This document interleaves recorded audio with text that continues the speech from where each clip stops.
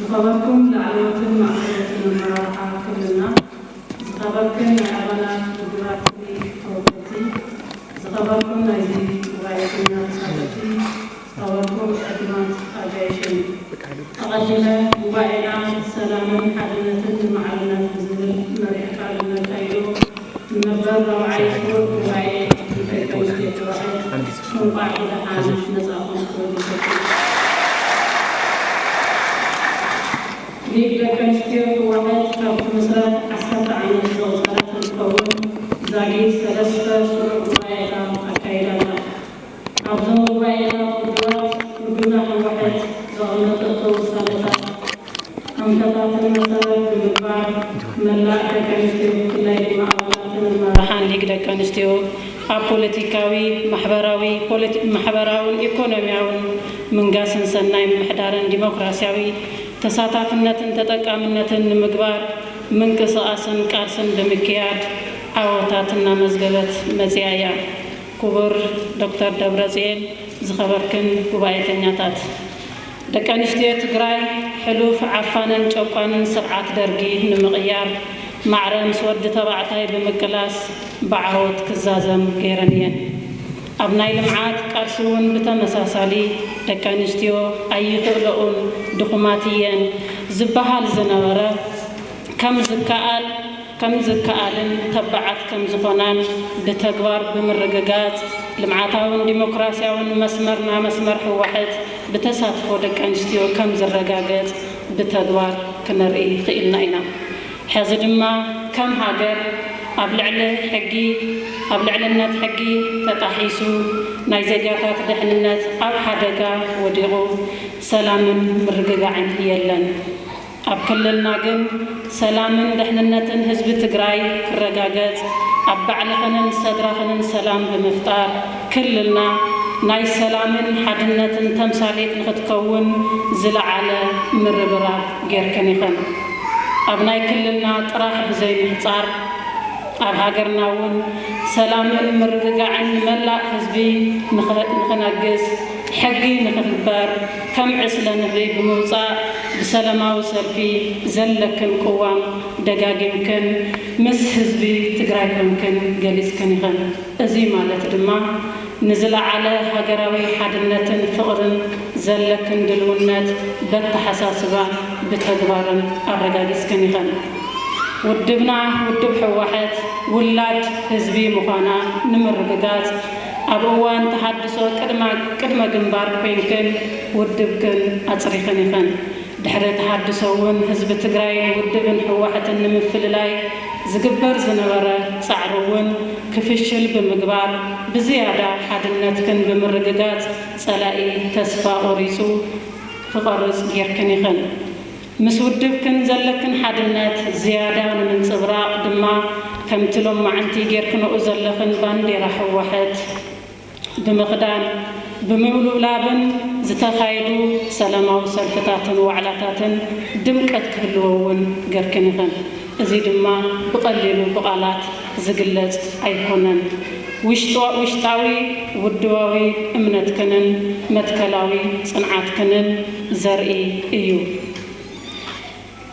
سلازي نقاليو أسدميمو نقاليو دما أدنجيسو إيو ودب حواحت دك أنستيو تقراين إنن ودن ويدما إنن قوالن مخانكن بستفل عليه من قدي قاليس كنيخن إزي دما نخلاتنا دك أنستيو فنان سلازي سمعنا بشم ليك دك أنستيو حواحتن كمسجنكن يفوتو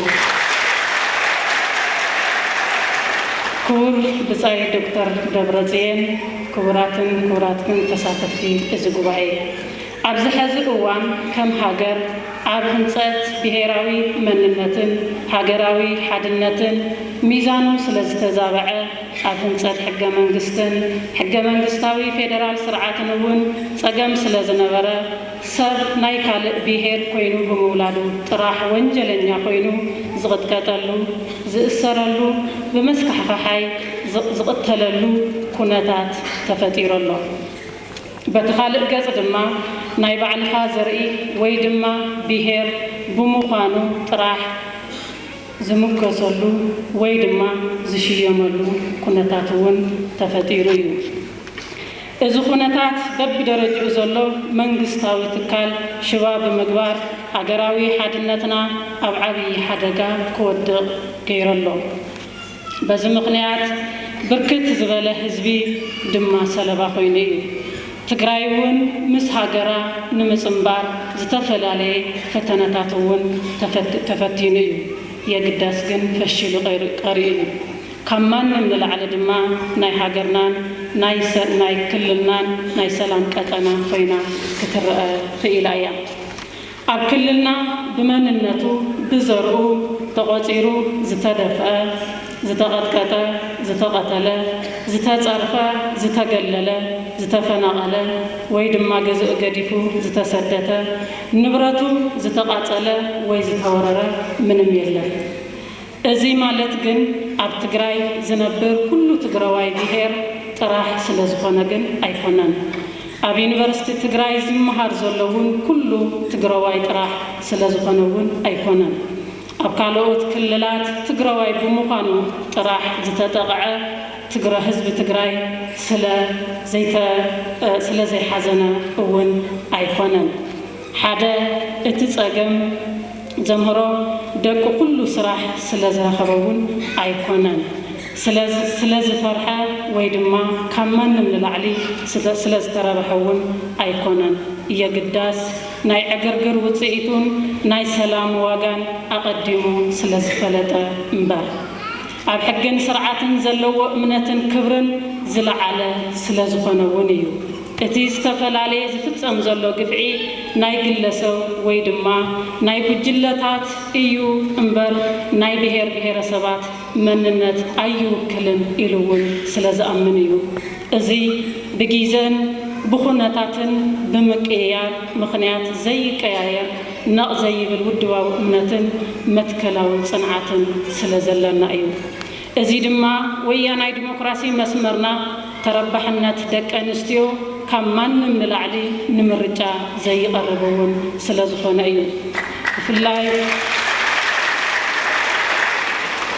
ብፍላይ ኢትዮጵያዊ ሓድነት ዝረጋገጽ ኢትዮጵያዊ መንነት ጥራሕ ብምልባስ እዩ ዝብል ኣተሓሳስባ ዝሓዙ ግለሰባት ወይ ድማ ትካላት ካብዚ ህዝቢ እዚ ክመሃሩ ይኽእሉ እዮም።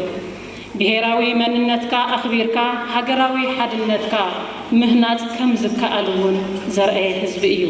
እዚ ማለት ንብሄር ብሄረሰባት ህዝብታት ሃገርና ፍሉይ ክብርን ናእዳን እውን ስለ ዘለዎ እዩ። ካብ ግለሰብን ካብ ስድራን ጀሚሩ ቀጻልነት ዘለዎ ህንፀት እውን ስለ ዝሓትት እዩ። እዚ ድማ ብፍላይ ካብ ስድራ ጀሚሩ ከምኡ እውን ከም ክልልና ዝለዓለ ናይ ህንፀት ከም ዘሎ ኮይኑ ናይ ደቂ ኣንስትዮ ድማ ዝለዓለ ተራ ኣለዎ።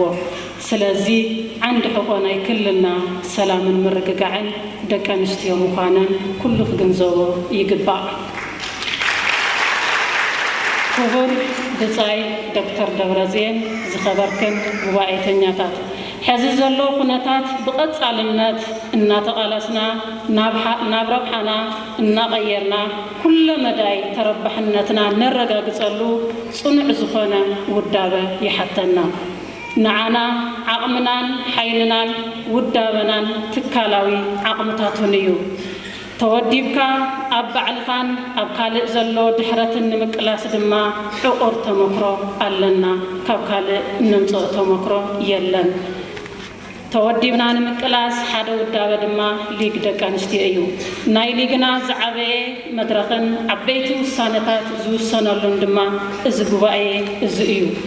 ኣብዚ ጉባኤ እዚ ኣብ ኢኮኖሚያዊ፣ ማሕበራዊ፣ ፖለቲካዊ ኩነታት ደቂ ኣንስትዮ ገምጊምና ንቐጻሊ እዝሊግ ናብ ቅድሚት ዘሰጉም ውሳነታት ክንውስን ድማ ትጽቢት ይግበረልና ሕዚ ዝድለ ዘሎ እንተተኻኢሉ ክልልና ክልል ትግራይ ማእኸል ዕግርግርን ህውከትን ንምግባር እንተዘየለ ድማ ብዛዕባ እዚ እናሓሰብና ዕንክሊል ክንብልን ካብ ልምዓት ክንወፅእን ብዝያዳ ብድኽነት ሰንሰን ክንብልን እውን ስለ ዝድለ ዘሎ ኩላትና ህዝቢ ትግራይ ልቢ ምባል የድሊ ሕዚ እውን ጸላኢና ድኽነት እዩ ንድኽነትናን ሰላምናን ብቐጻልነት ዝዘርግ ዝፍትንን ሕዚ እውን ድኽነት እዩ ኣንጻር ድኽነት ከይንቃለስ ሓፅር ዝኾነና ዘሎ ድሑር ኣተሓሳስባ እናተቐለስና ካብ ድኽነት ዘውፅእ ስራሕ